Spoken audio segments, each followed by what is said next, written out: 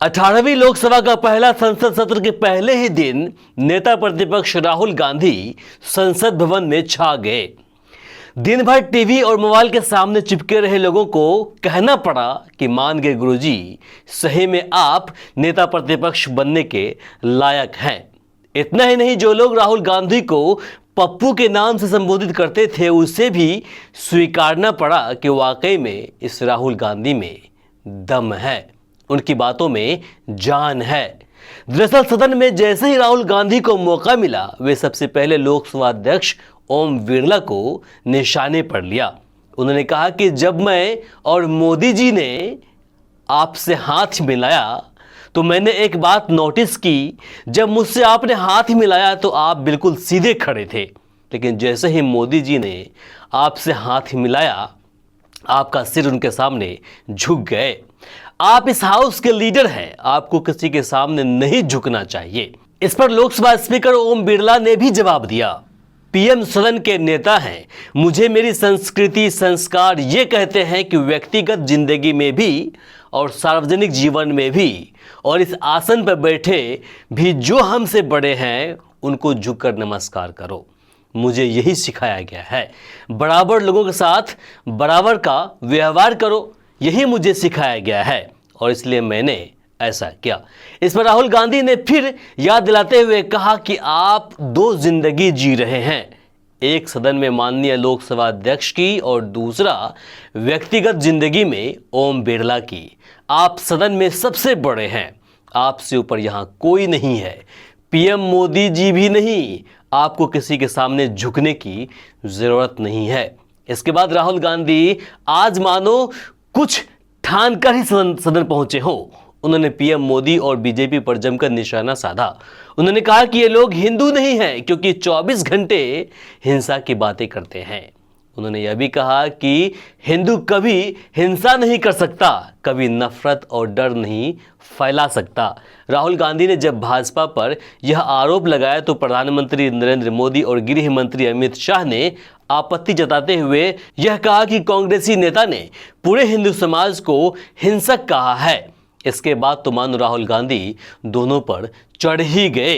वे कहने लगे, नहीं नहीं नहीं, मानो यह कह रहे हो कि आप मुद्दे को भटका रहे हैं।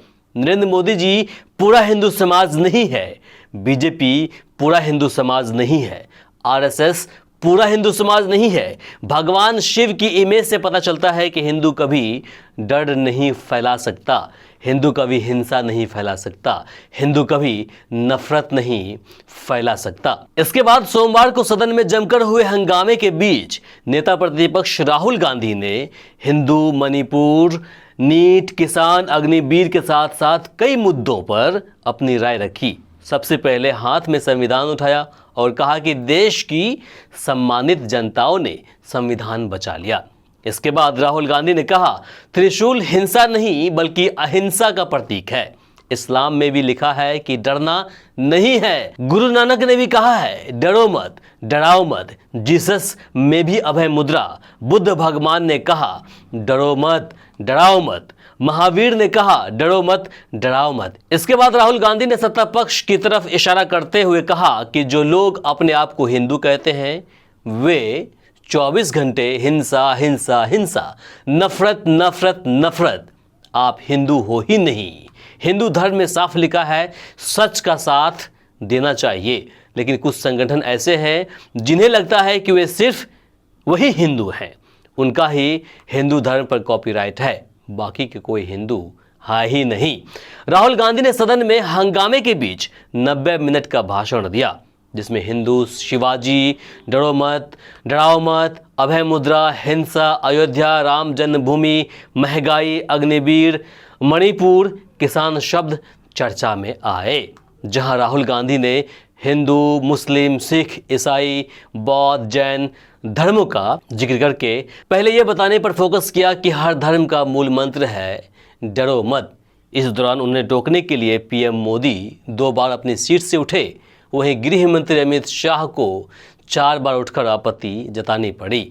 उन्हें कहना पड़ा कि सदन में ये कैसे चल सकता है, आप एक तरफा रियायत दे रहे हैं, हमें संरक्षित कीजिए, ऐसे नहीं चलता है। इसके बाद रक्षा मंत्री राजनाथ सिंह को 2 बार उठना पड़ा और उन्हें कहना पड़ा कि ऐसी गलत जानकारी आप सदन में नहीं दे सकते हैं। इन सब के इतर संसद सत्र के पहले दिन राहुल गांधी छाए रहे।